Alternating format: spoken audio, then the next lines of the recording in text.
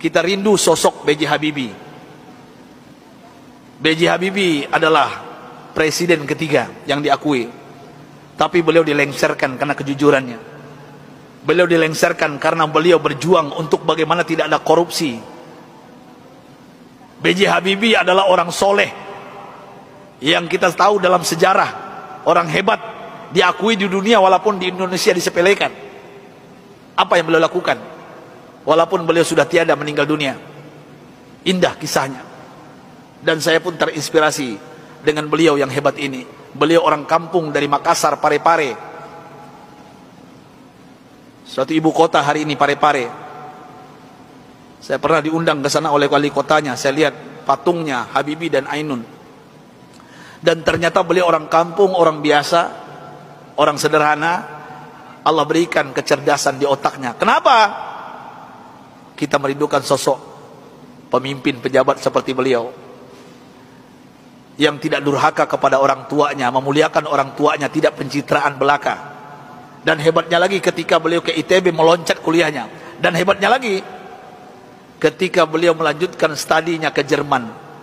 Disinilah saya pribadi mendapatkan inspirasi. Pesawat terbang, Bapak Ibu, yang kita naik itu di ketinggian tertentu, kalau nggak pas bikinnya bisa retak, Pak. Pesawat itu bisa retak. Siapa yang bisa menyelesaikan itu? B.J. Habibie, Pak. Di dunia yang bisa menyelesaikannya B.J. Habibie. Sampai beliau digelari oleh teman-temannya di Jerman apa? Mr. Crack, Mr. Retak. Bukan retak otaknya, Pak. Nah, pejabat kita yang banyak retak otaknya, Pak.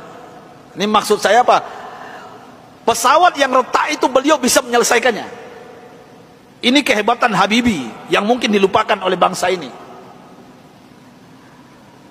Tapi ada yang lucu, aneh bin ajaib, ternyata beliau bukan orang tercerdas di dunia. Sampai beliau di Jerman, apa yang terjadi? Beliau tidak pernah ranking 1, ranking 2. Beliau ranking 3. Sampai beliau cemburu kepada 2 orang yang ranking 1, ranking 2. Dan ini orang Yahudi, Pak. Orang kafir, laki dan perempuan.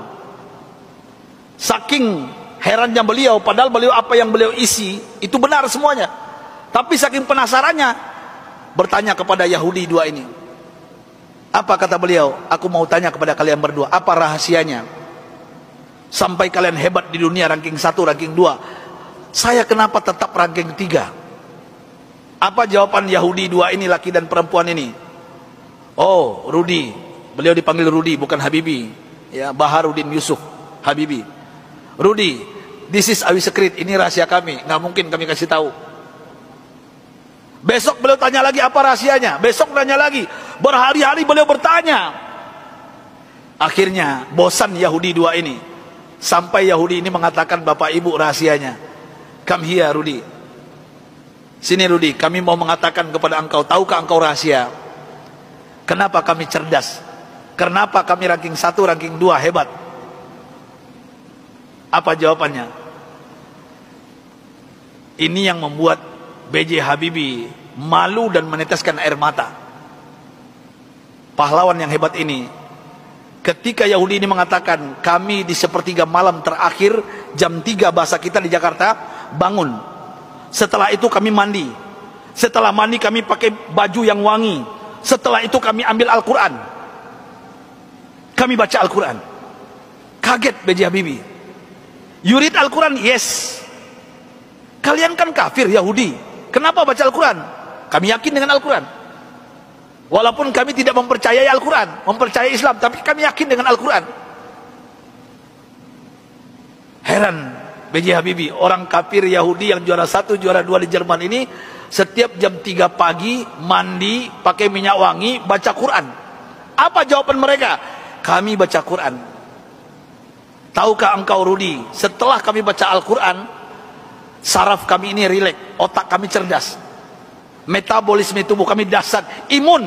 Nah ini bapak-bapak, ibu-ibu yang takut dengan corona, ini bukan saya yang ngomong, ini orang kafir yang ngomong ini. Ya. Imunitas kami naik tinggi. Kenapa? Al-Quran. Al-Quran kami baca. Sampai B.J. Habibie nggak yakin, nggak percaya. Apa kata Yahudi berdua ini Bapak Ibu? Kalau kalian nggak yakin, silakan. Surah apa? Kami baca. Ternyata Yahudi berdua ini hafal Quran, Pak. Apa saat itu jawaban B.J. Habibie? Thank you very much, my brother, my sister. Beliau pulang ke kosannya, ke kontrakannya.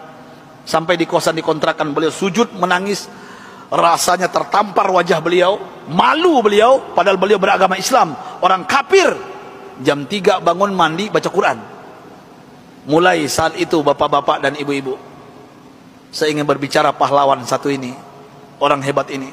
Mulai saat itu mendengarkan rahasia dari Yahudi yang dua ini, apa yang beliau lakukan? Jam 3 pagi beliau bangun, beliau mandi, beliau pakai baju yang rapi, beliau pakai wangi-wangian, beliau sholat tahajud 8 rakaat, witir 3:11 setiap hari. Setelah itu beliau baca Al-Quran sampai menjelang subuh. Kalau orang kafir tadi nggak sholat karena bukan Islam, langsung baca Quran.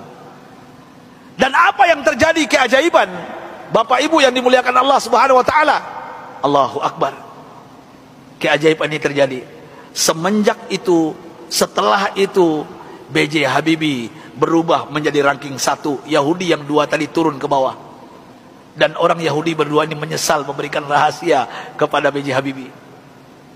Artinya apa? Kalau ingin merdeka kita di Indonesia, jangan tinggalkan Al-Quran. Kalau ingin sukses anak-anak kita, bapak, ibu, cucu kita, sampaikan kepada mereka Al-Quran adalah obatnya.